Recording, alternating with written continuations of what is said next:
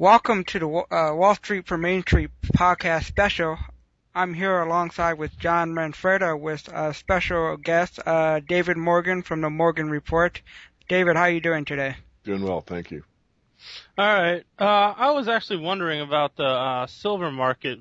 Lately we saw Solandra, the solar panel company, go bankrupt, and solar energy and alternative energy, which needs silver drastically for the use of them, is taking a huge negative publicity hit. And I was wondering if what would this do towards the silver demand? Would it remain steady, or would it decrease with alternative energy being less used? Well, with the exception of that company, which obviously from the company alone prospect would be, a less demand with the bankrupt company that's not going to produce solar panels. But the truth of the matter is the overall solar industry is increasing dramatically and is forecast to do so up through the next couple of years, where it levels off at a huge demand year over year over year.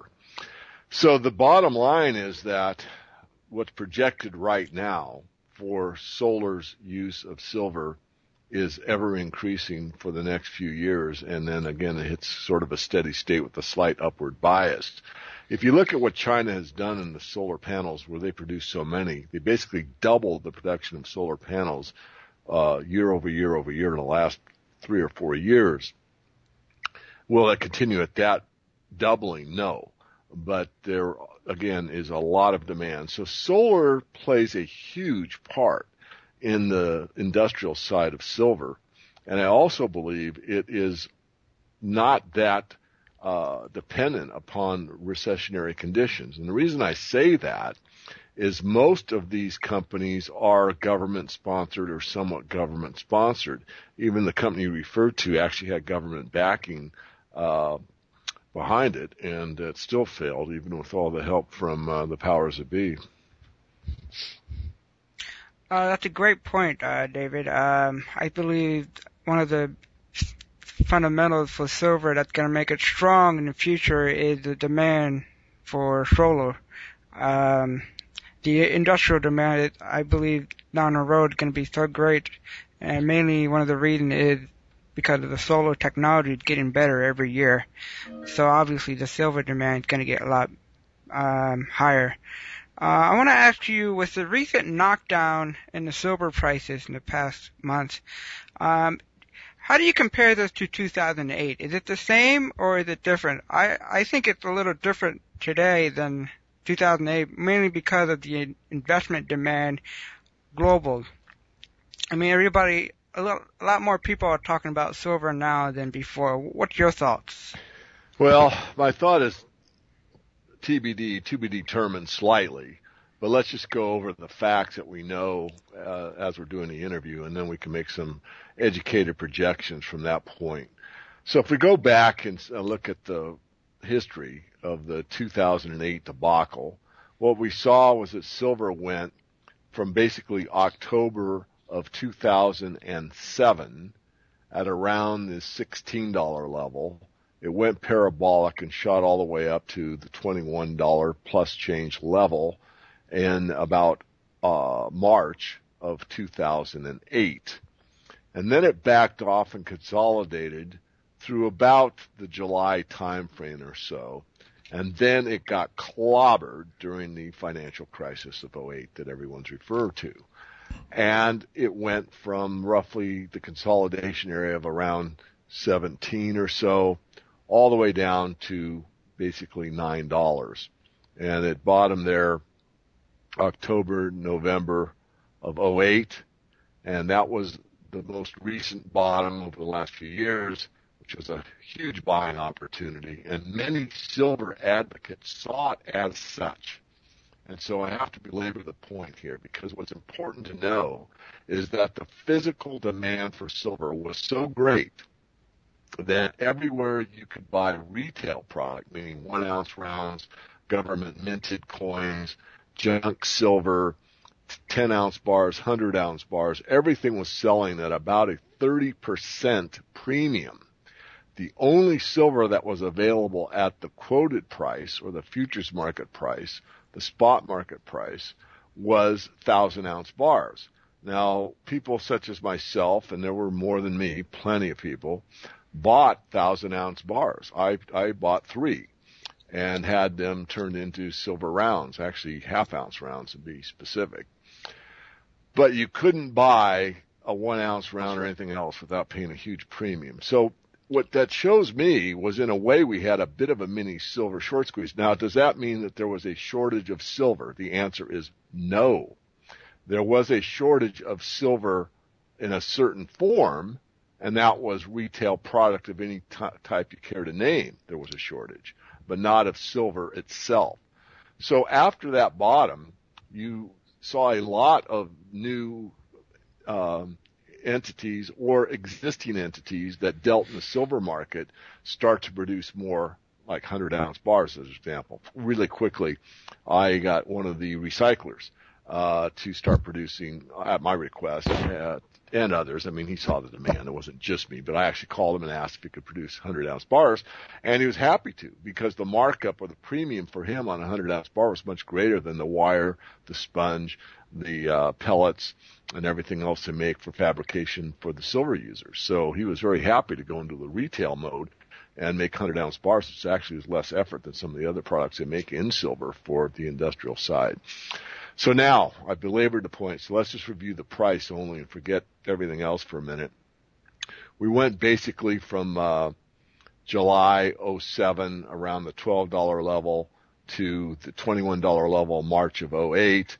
We consolidated for a few months, then the bottom dropped out. We went down to 9 in the financial crisis of 08, and then from that point, we basically went up to about the 18 level, reconsolidated around that level, and then we broke out around the $19, $20 level. I made that call actually at 19, and we went up, had a bit of correction, and up again. We got almost to $50 by May 1st, 2011. And since then, it sold off very sharply, touched down around the 33 level, and then it started to consolidate for a few months, and did so around the $38 level. Then it actually bounced up slightly and started to consolidate above the $40 level for a while, several weeks actually. And then gold made a very similar pattern to what silver did, not as big a move percentage-wise, but a very similar parabolic move.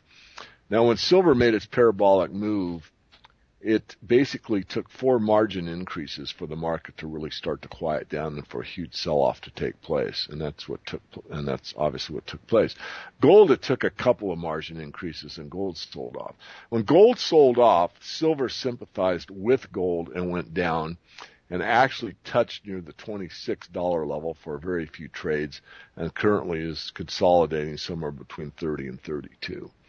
What do I expect going forward? The question was, do I think it's going to be similar to 2008? The answer is no. I agree with you, Mo and John, that I think this time it's probably seen its bottom. In other words, I think 26 is going to hold. Nobody knows for sure. I'd be the first to admit that. If you're looking at a yearly chart, which is what I'm doing while I'm doing this interview, we're well below the moving average, which would be 36.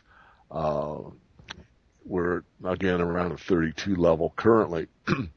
I do believe that there's probably massive buying pressure around the $26 level, but I don't know that for a fact. What I do know for a fact is if you go back when silver was making its move and broke out at the $20 level and started this huge move up, that this physical silver fund started by Sprott Asset Management came into the fore, and they bought roughly at the $26 level, and they bought $600 million worth of fine silver, roughly 22 million ounces at the time.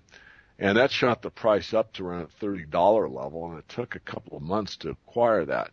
Now, 22 million ounces is a lot of silver for somebody like me, but for a fund manager, it really isn't that significant. When, of course, 600 million or roughly $500 million, again, would be significant for an individual, but for the amount of money sloshing around the planet, it's basically it's pitifully small. But the silver market's rather small. In fact, it is very small. So my point is simply this, that an acquisition of 22 million ounces of fine silver was hard to acquire, even at the $26 level. So I think that there's probably some hedge fund types out there that understand the silver market and also realize that it's still a very tightly held market and there isn't a lot of excess silver floating around for investment. And if they can get it in that price range, they probably have bids sitting there already. Now, that's a guess on my part. It's not a fact. I don't know. What I do know is what took place earlier. So I really think the worst has probably been seen. Having said that, I also know how markets work, and I am pretty much inclined to think it's going to take a while for this damage to be overcome. I'm not one that believes that you're going to see $40 silver in the next couple of weeks or 3 or 4. I think it's going to take a few months to repair this damage, and I'm not really looking for anything above the $40 level by the end of this year. All right, those are some good insights about the silver market and what we have in the, I would say, near-term 6-month future and everything. And, as one can see, it's very volatile. Went up parabolically and then come down. And I was wondering, would you have any recommendations for people that can't handle the volatility, like how much cash they should set aside during a parabolic run so they can take advantage of corrections or any other type of volatility strategies? Well, you bet. I mean, I can't really give investment advice per se. That's in our disclaimer, but I'm certainly allowed to give my opinion. So I'll be happy to tell you what I do. And that is I try to keep a cash position around 25% because the market is so volatile. Now, on the move up from 19 all the way up to 50, I traded it several times. And in my service where you can look over my shoulder, I put out several trades. I think every one of them but one was profitable. And if you just bought and held, I think one contract, you would have made $60,000 that year. Did a little better than that, basis of one contract in and out a few times during that move. Also got out pretty near the top. And went to all cash. I only made one trade since then, not counting stocks and some other commodities, but in silver. And that was a seasonal trade that I got stopped out on recently. The point being is that you're right. It's a very volatile market. And because of that, I like to keep invested fully at about 75%. And I like to swing trade or position trade the other 25%. That's what works for me. It's an individual case-by-case basis. And having said all that, I would like to point out that silver is so volatile that it's really not for a new or unseasoned investor. I mean, there's people that, get involved in investments for the first time every day. And somebody might be researching investing on the internet and discover all the wonderful attributes that silver investing has, but not understand the volatility involved and not be able to take it because most people that have never invested money before expect to win. And investing, like anything in life, there isn't a guarantee. And if you invest at the wrong time or put too much in it or whatever, you can end up being very disheartened very quickly. So it's certainly not for the faint of heart. It's more for a sophisticated investor, not for a first time or a new investor. But regardless, people are going to do what they're going to do.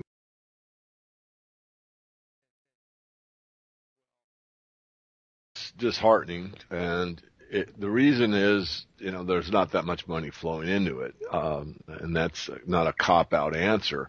So now that begs the question, where's the precious metals money going? And the answer to that is diverse, and a lot of it's probably going at this point in time. Some of it's going probably in the treasuries, the bond market, and the U.S. dollar. But I think one of the main problems now with the mining stocks per se is that you have too many. Well, you have all these other avenues that you can invest in the metal itself. You have all these ETFs.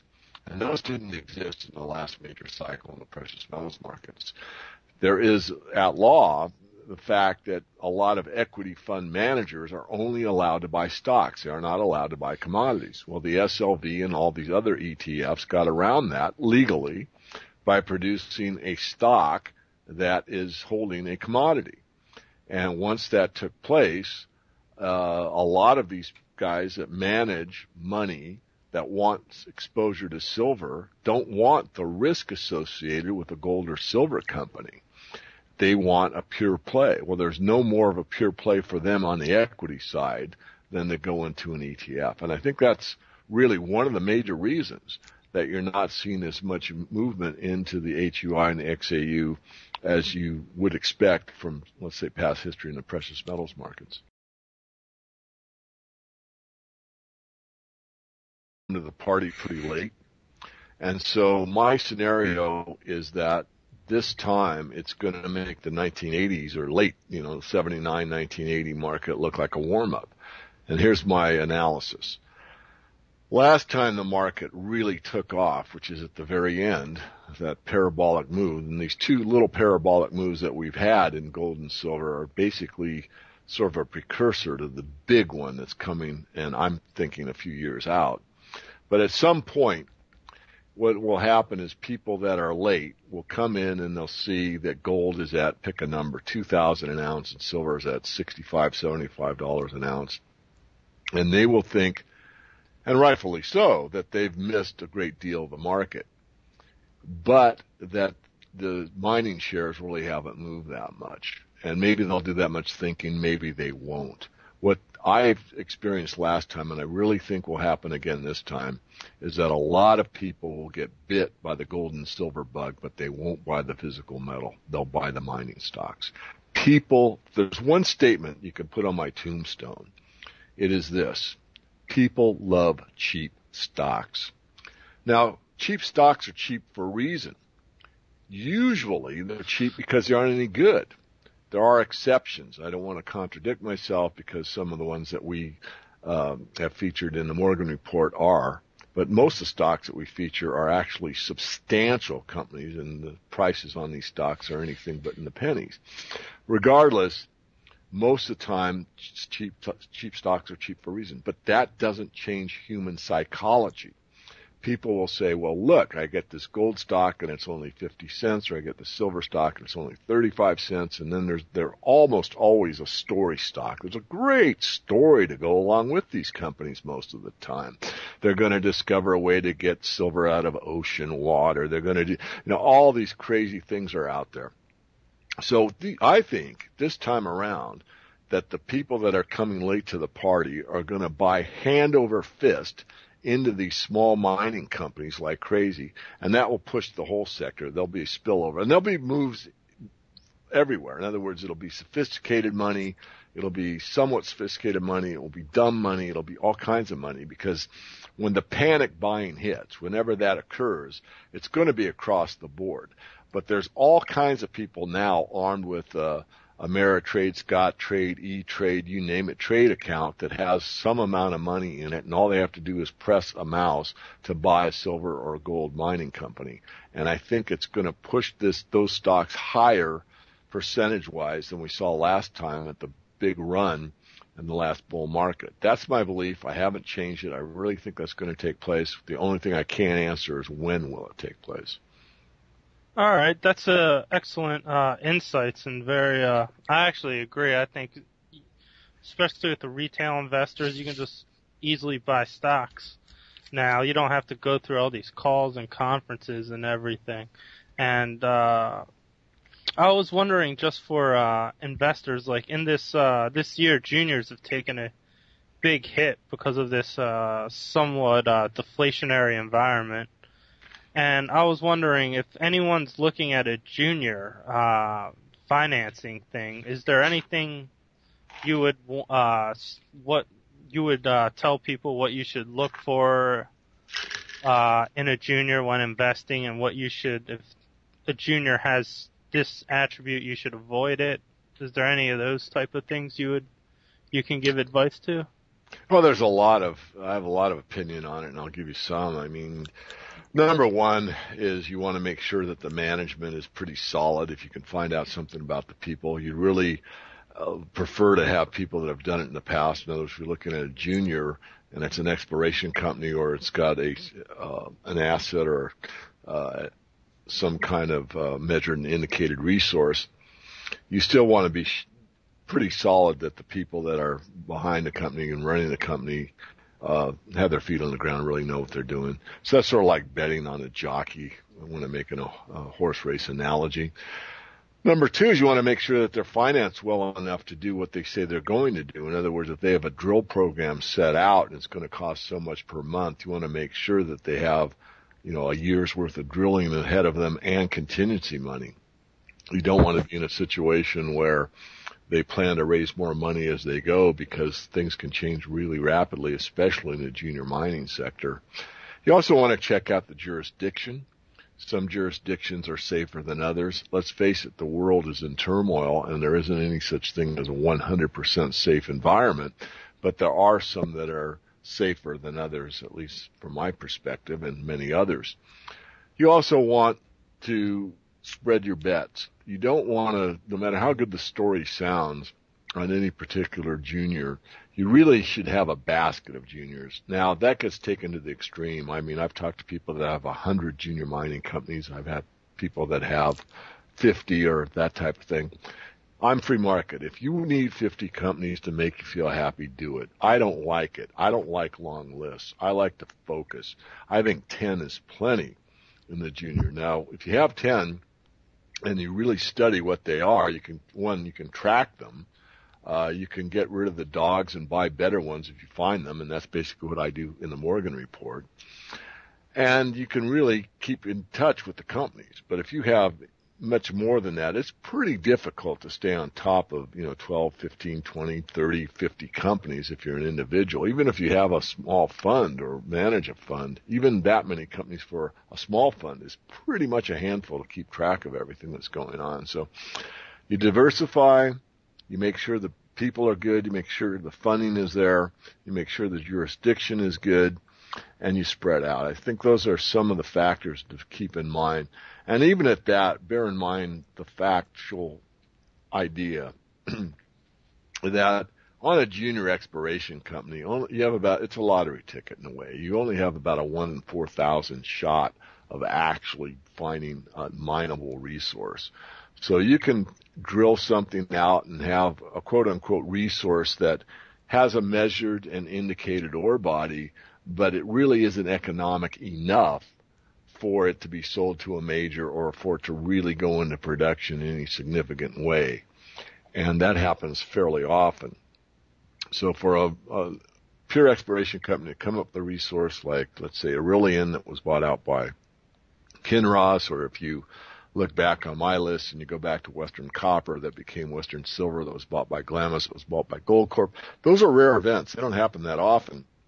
When they do happen, and if you bought, Western Copper when I recommended it and then held it all the way to where it was bought out and you got shares of Goldcorp for it, you would be extremely happy. But again, that's something that, takes work, effort, and it isn't always, going to happen for everyone. But it is certainly a very exciting way to build wealth. And if you do it properly, and what I teach is to bet a little, win a lot. I mean, if you put $1,000 into a situation like that, assuming that $1,000 isn't a big event for you, and it might be. I'm not saying that it isn't. All I'm saying is relative to someone that's reading the Morgan Reports probably got something in the order of, 30, 40,000 to invest in the precious metal sector.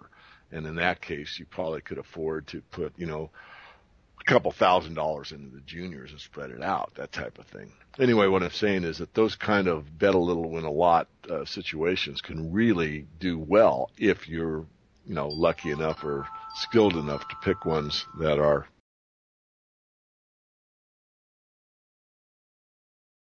Did them? Yes, it has. Yeah, it happened in the 2008. In fact, in 2008, it was like impossible to get financing on anything. And what took place was the companies that had cash were able to buy assets of other companies that couldn't raise any for, the old pennies on the dollar type of thing. So there were some restructurings that went on in the last bottom that were very advantageous to some companies, and obviously the other side of the coin was unadvantageous to others. But, if you're a CEO or you're involved in a company and you have a great project and you're out of funds, these guys, most of them are practical people if they're real, and that means that, if you can't raise money and you get a stock swap with some other company that has lucky enough to have cash and stock, that, you'll take something rather than nothing, rather than lose your project. But again, it's, the old adage, he who has the gold makes the rules, or he who has the cash available at the right time can, pick up bargains when they're available.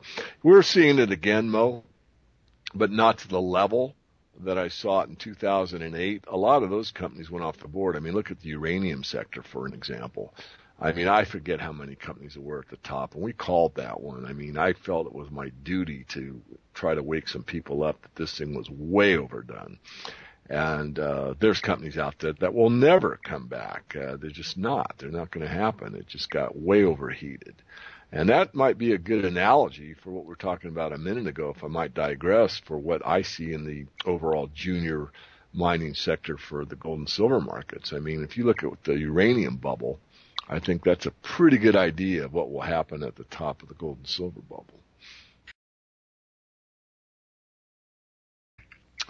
Well, it's frustration. People really don't know, what's going on and who to blame, and they hear a lot of different things from, the commentators, mainstream or alternative media. A lot of these people get their information off the internet, some of it good, some of it not so good. And this Occupy Wall Street is basically a bunch of frustrated people for a bunch of different reasons getting together to vent their frustration. Is it going to make a difference? I don't know. I doubt it. The problem is the demands are not well thought out in some cases. In other words, they're anti-bankers that can create something out of nothing, that get bailed out for nothing. But then perhaps in some cases, I'm not saying everyone is sitting there during this Occupy Wall Street movement, but a lot of them want something for nothing. They want their 401k repaired, or they want their pension plan that's gone away to be repaired. So they want something for nothing. In other words, a lot of them aren't really free market thinkers in the sense that the ability to fail is one of the most important things in the free market system. It doesn't mean that I want to see anyone fail or anything fail, but the free market is the clearinghouse for good ideas and bad ideas, good products and bad products, good politicians and bad politicians. If it's really free market, then the ability to succeed is there, the American dream, but the ability to fail goes side by side with it. So in a way, some of these people, without even knowing it, I think are somewhat disingenuous because they've been taught for so long that they're entitled to things, that just by being born in a certain location, that they're entitled to some kind of benefits package that is provided by the state or by someone else. And really, that is a form of socialism that's taking place and taken hold basically from the 1930s. I mean, Social Security was started under the Roosevelt administration, and it was sort of a plan to help all Americans to be able to save for the future. Great in theory, but yet it's enacted by the state and it's mandated as something that's required, or it is voluntary. And if you really ask the Social Security Administration, they'll tell you that. But this is something that goes on and on. So, I see their frustration. I'm not for it or against it. Certainly the right to free speech, that is one of the most important rights that we have. And it's obviously it's available. But are they saying the right things? Are they thinking through what they want? Do they understand the free market system? Do they understand if they get what they're demanding? Are they, in a way, any different than some of the people that they're protesting against? Those are the kind of questions I'm asking. Let me flip the question around. You're two young, smart guys. What are your thoughts on this Occupy Wall Street?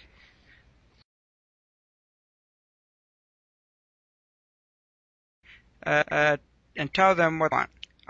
What about you, John? What do you think?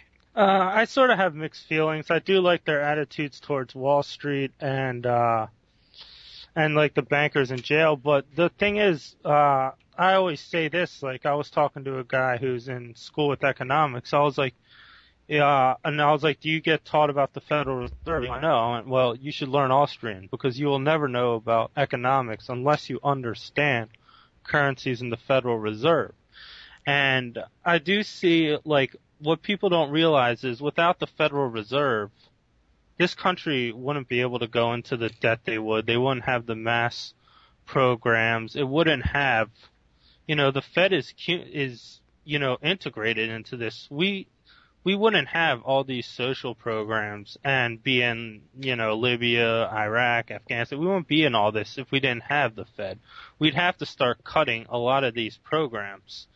And I think they're also frustrated about is you see increase in food, you see increase in education, increase in oil prices, and then you see Wall Street making all this money, and some people think that they're just ripping you off. But in reality, what's happening is, the money supply is expanding, and the reason education is going up is these student loans make people who shouldn't be going to college, not because they're not smart enough, but they would be better served getting work experience. Some people go to college and have no idea what they want to do. They shouldn't be going to college if you have no idea what you want to do. But it allows, all these people to bid up the prices for education. And Walter Williams, an economist, said it best: too much of anything, including higher education, is a misallocation of resources.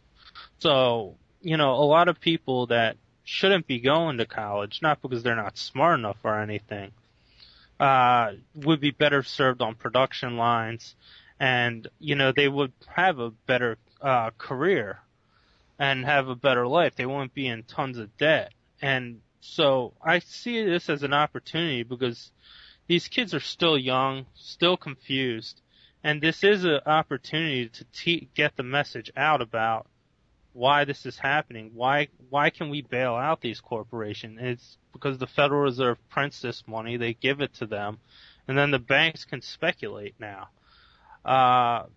People blame Wall Street, but it takes two to tango, and the main reason they can do it, well, they can collude with government and get influence, but the main reason is the Federal Reserve gives them this cheap money so they can speculate, they can lobby. If it wasn't for the Federal Reserve, I don't think we'd have these bailouts and all this other stuff. So they got to go after the Fed and Capitol Hill if they want to induce real change. Because if we just punish Wall Street, someone's going to take their place. It always happens if you don't get the source. So go ahead. DM, do you want to follow up with what we said, or? Yeah, I'll take a cut at it. Well, thank you for sharing, and I agree with most of what both of you said. I'd just like to make it very clear and simple, and something that Mo said, and that's what most people don't understand is when they get a government benefit or they get some entitlement, and we use that word often, is where does that come from? And the answer is it either comes from borrowing from the future, which is what we've been doing for quite some time, or it comes out of the back pocket of somebody else. There is no such thing as government producing anything. Government is a middleman. It takes from the producers and it gives to the non-producers, whether it's justified or not. And that's a moral question. And in some cases, the answer is probably it is justified. I'm not going to make that determination. You have to do that on a case-by-case, individual-by-individual basis. But if you do it in a general way and you look at the big picture, what you're really saying is everyone that thinks that they should get Social Security is basing that on the fact that they paid into it, but what they get back out is not anything close to what they paid into it in purchasing power. And again, as you guys both pointed out, the reason for that is the debasement of the currency. It's nothing in the universe that works the way that the monetary system works. If an inch or a mile or a second or any unit was able to change during the day, what kind of a home would you build if you built a foundation of 20 feet by 40 feet and those were in the currency markets? In other words, that the distance for a foot changed from 12 inches to 11.5 to 11.2 and back to 13 by the end of the day. I mean, you couldn't build a structure. You couldn't get anywhere on time. And yet in the monetary system, It's all about these floating currencies, and things move up against each other, and you have no stability whatsoever. Yet the whole idea of money is, in many cases, not in all, is that it's stability. In other words, the idea that you want to be financially independent means that you have enough money, whatever that is, to be able to call your own shots and know with some certainty, and a great deal of certainty, what your future holds. If you have X amount, you can pretty much calculate in your head that with X amount, I'm able to do whatever I want over the next 20 years because I've saved that much. But when that scale changes daily, weekly, monthly, and especially yearly in the financial systems, you cannot plan. And that's why we're in the fix we're in right now. And going a step further, there's a lot of money in the system, but it's not moving.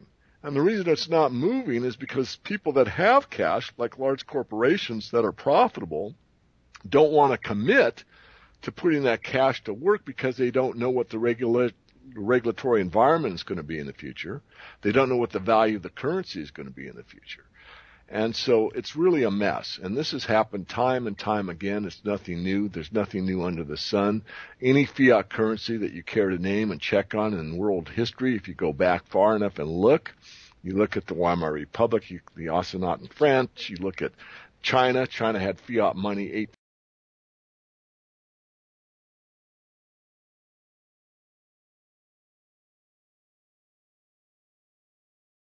I would encourage everybody that's listening to the show to get Murray Rothbard's book, What Has the Government Done to Our Money?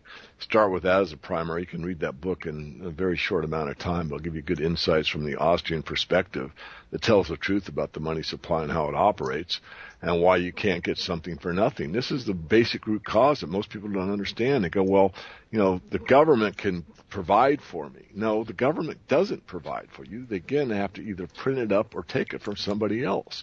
So what you're really saying is that if you really go full circle and really think about it, it comes back to self-reliance. You don't want to depend on somebody else. You want to depend on yourself to save and invest for your own future. You don't want to depend on someone else. You actually want to take care of it through your own efforts and be able to hold on to your own efforts. But that message has been lost along the way.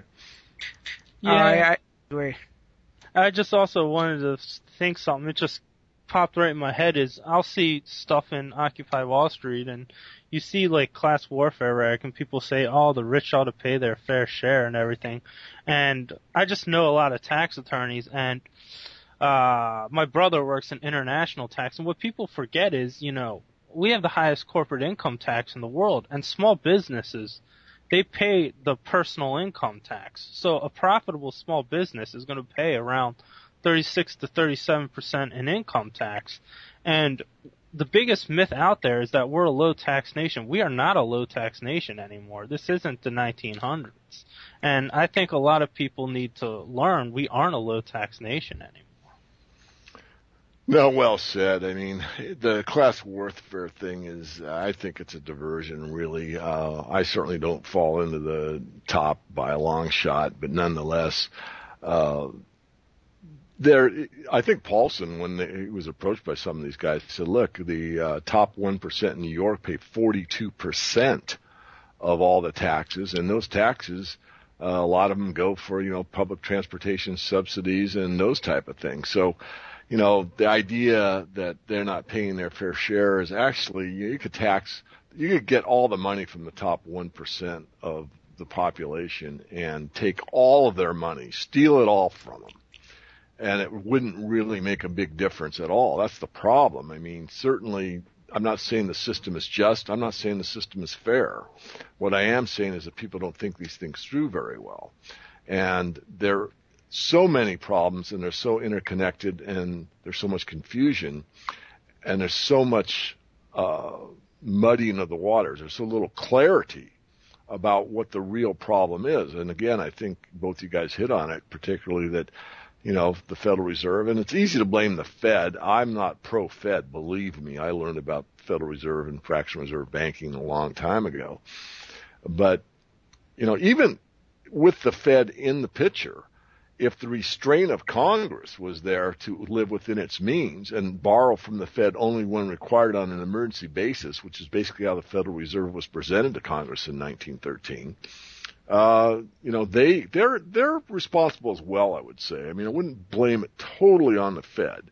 I mean, we the people should be demanding why they're borrowing all this money. And of course, it's these people out there that think you should get something for nothing. I should get, Medicare, Medicaid, and on and on. I'm not against those things per se. I mean, in theory, as an Austrian, I would say, yeah. I mean, I think the free market would do a much better job than having a middleman, insurance company, middleman before you get, all the payment structure in place to make, a doctor visit. But I don't want to drone on too far, but a lot of people really don't have a clear understanding of the problem. They're upset. They see they don't have a job. They think they should get this or they should get that, or they're not able to do what they want, and they're frustrated. And that's, I think, what's going on. I agree, and I mean,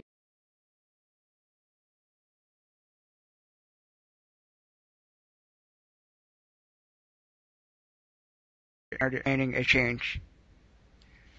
Definitely.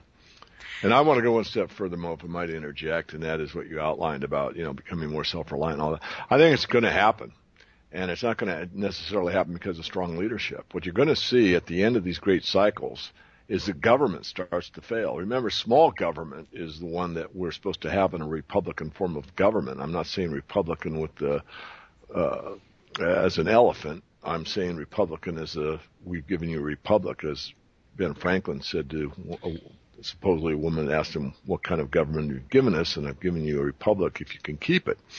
From a Republican form of government, you have a very small, limited government. And of course, this thing has grown into this huge octopus that's promising everything to everyone, and it can't provide it.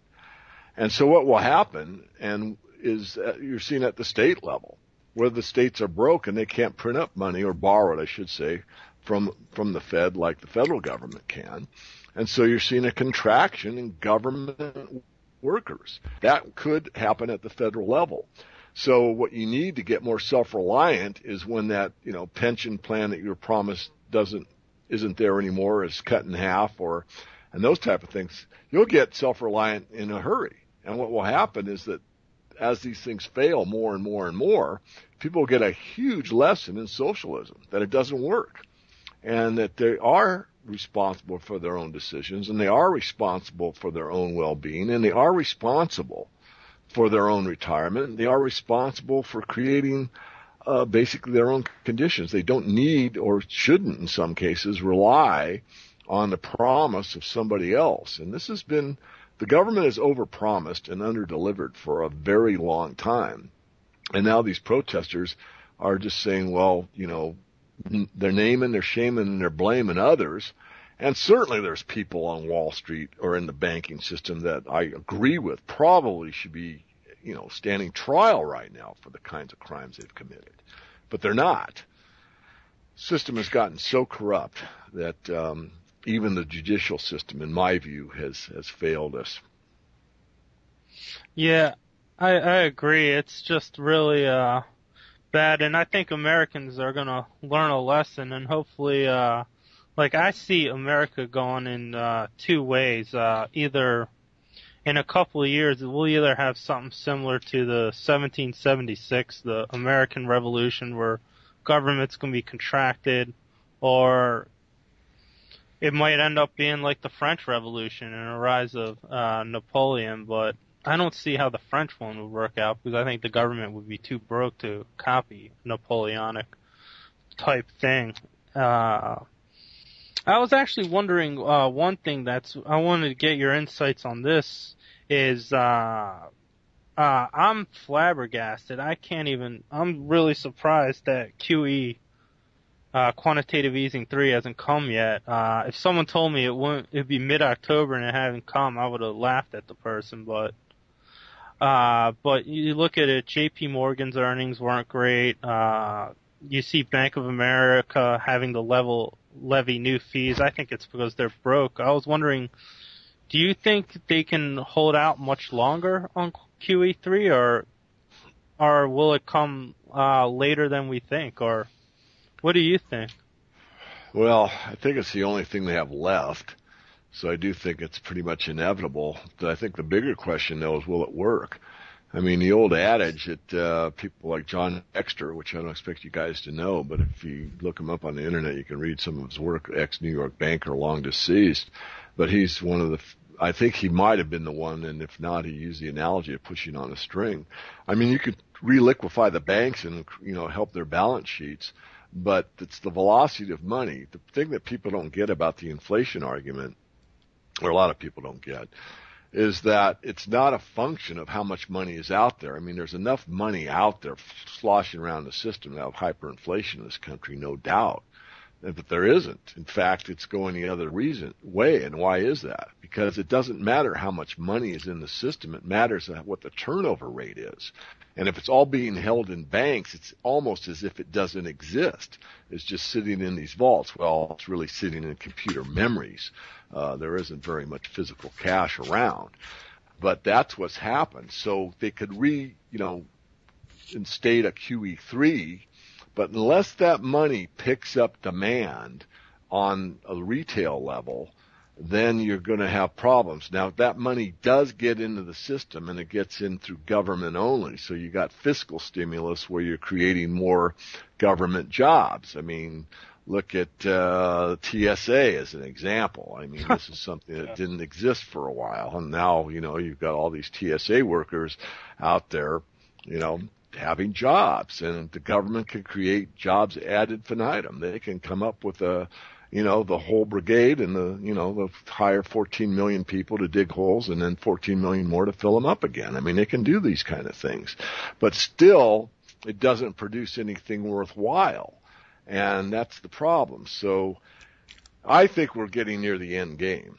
I think we're getting at a point where no matter what they try, it's not going to work. So I hold QE3 as, are they going to do it? Yeah. Is it going to work?